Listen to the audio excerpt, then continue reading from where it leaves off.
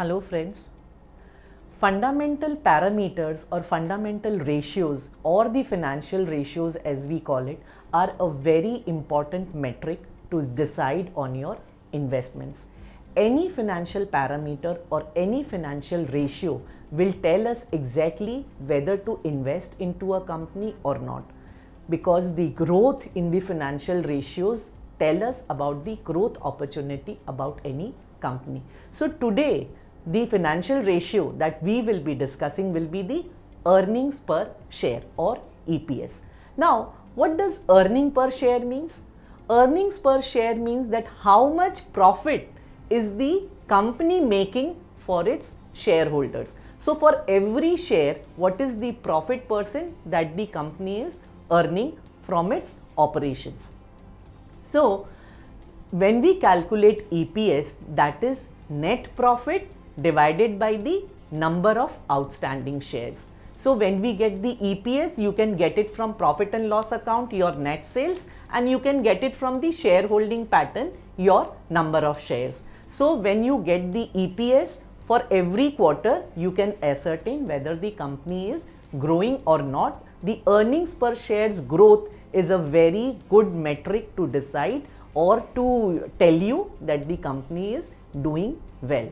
Now, when we want to compare the EPS of any company, then only can we decide in which company we should invest. So, when we are comparing any company, then we are doing it in one particular sector. That means we do a relative valuation of the company under the same sector, because it would not be justified to compare companies in different sector for their earnings, because every sector has got a different kind of earnings growth because they have got different types of expenses, right? So when we get the earnings growth, how do we do it? So the EPS of the previous year and the EPS of the present year is taken into consideration. So present year minus the EPS of the last year divided by the EPS of the last year into 100 will give us the EPS growth. So now this EPS growth will tell us that how is the company growing, whether the EPS of the company is growing, that is earning of the company is growing relative to its shareholders or not.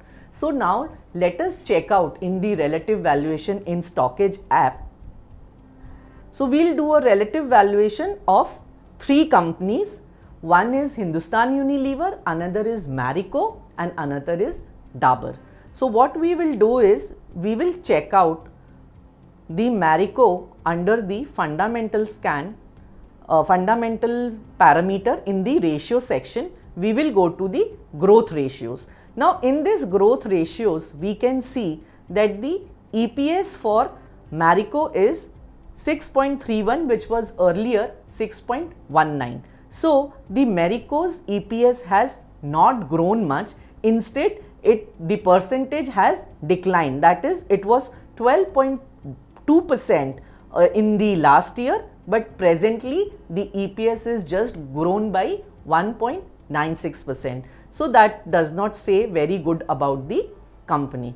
Now when we move to Hindustan Unilever, and under the fundamental section, when we move on to ratios, we check out under the growth ratios the EPS growth of Hindustan Unilever. So what do we find there?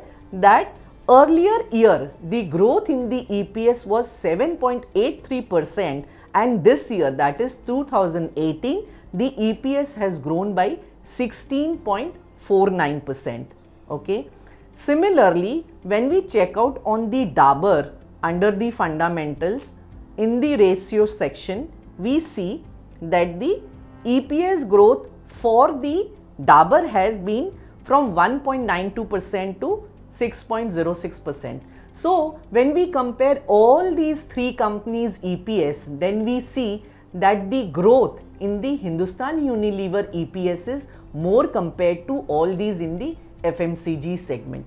So that means Hindustan Unilever is a good bet, a good buy. You can invest into it by looking at the growth in the EPS. So when we compare all these for all the companies, then we can ascertain in which company do we invest. So if you want to know more about EPS, that is diluted EPS, basic EPS, cash EPS, if you want to know more about it, what you can do is you can log on to blog.stockedge.com and get the entire detail about what all those EPS means. And when the EPS is continuously growing, that is good for a company, so you can invest into companies which has a growing EPS. I hope this will help you to take your investment decision. Thank you.